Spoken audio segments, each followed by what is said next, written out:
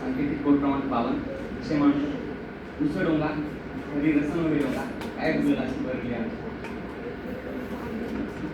नमस्कार मित्रांनो, आपण ज्या वयात आहोत त्या वयामध्ये आपल्याला कुठल्यातरी विरुद्ध लिंगाबद्दल आकर्षण असणं एक स्वाभाविक गोष्ट आहे. पण ज्यावेळेस आपण इथे येतो त्यावेळेस मग कुणाला तरी पाहून आपली कमेंट असते काय दिसते काय हसते काय लागतं इथपासून सुरू झालेला प्रवास. ज्यावेळेस माझी जीवनसाथी दिसायला कशी तरी असली तरी चालेल, समजूतदार आणि मनमिळाऊ स्वभावाची असली पाहिजे इथपर्यंत म्हणजे बाह्यांगापासून जेव्हा की अंतरंगापर्यंतचा हा प्रवास होतो त्यावेळेस मी स्पर्धक कोड क्रमांक 52 विषय मांडतोय दुसरा डोंगा तरी रसन होईल. खरं सांगायचं तो विषय म्हणजे संतवचन. त्यामुळे धर्म अध्यात्म आणि समाजाला बदलण्याची समाजामध्ये काहीतरी क्रांती घडवण्याची संतांच्या मनातील ठीक आहे तळमळ तिथं आपल्याला येते. परंतु या विषयावर इथपर्यंतच मर्यादित ठेवून मला वाटतं कुठेतरी या विषयासोबत नाही.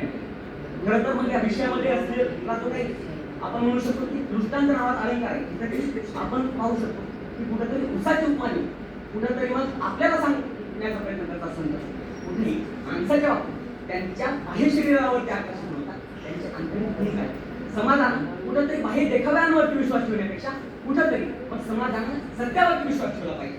एवढंच नाही तर धार्मिक क्षेत्रामध्ये बाह्य कर्मकांडांवरती विश्वास ठेवण्यापेक्षा कुठेतरी तुमच्या आत्मिक भाव जो आहे तो जास्त महत्वाचा आहे असं मला सांगताना वाटतं. एवढंच काय पण वर्तमानामध्ये ज्यावेळेस आपण त्यावेळेस समाजामध्ये आपण धर्म आणि जे अध्यात्म याच्यामध्ये कुठेतरी भौतिकता आणि राजकारण यांचा जो काही सुरंग लागलेला आहे त्या सुरंगामुळे कुठेतरी मग आपण एखाद्या व्यक्तीची आध्यात्मिक प्रगती नेमकी कशी तर मग त्या व्यक्तीच्या आध्यात्मिक प्रगतीच्या त्याच्याकडे नेमके किती भक्त आहेत त्या हातात किती माळा त्याचे अनुयायी आहेत हे पाहतो आणि मग ते अनुयायी कसे डीजे पुढे नाचतात हे पाहून जर आपण त्यांचे आध्यात्मिक ठरवलं तर मग या टायमाला कुठेतरी मग आसाराम राम रे आणि आताचे खरासाठी बाबा आहेत आणि मग आपण म्हणायला की आमची आध्यात्मिक प्रगती नेमकी का होती.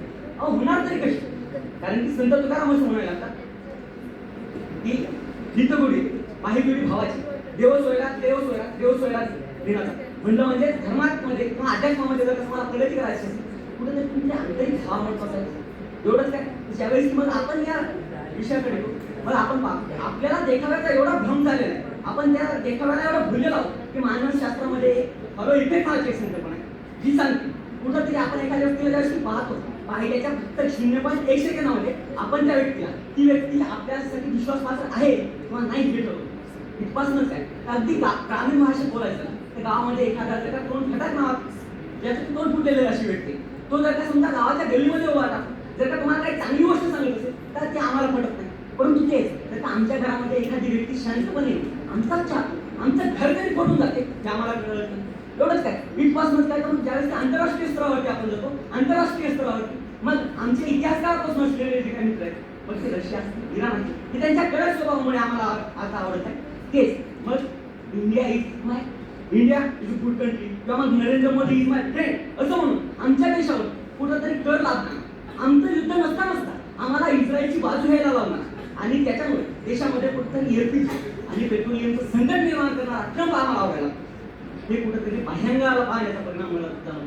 त्याचबरोबर सामाजिक दृष्ट्या जर पाहायला गेलं तर समाजामध्ये कुठल्याही व्यक्तीला ती व्यक्ती नेमकी दिसते कशी त्याची जात पात धर्म त्याचा कुल काय आणि मुलींच्या बाबतीत त्या मुलीचं कर्तव्य काय हे न पाहता ती नेमकी दिसते कशी याच्यावरती आपण ज्यावेळेस विश्वास ठेवायला लागतो. मग एनसीआरबीच्या चाकऱ्यानुसार दरवर्षाला कुठेतरी दलितांवरती 57,000 पेक्षा जास्त अत्याचार होताना पाहतात.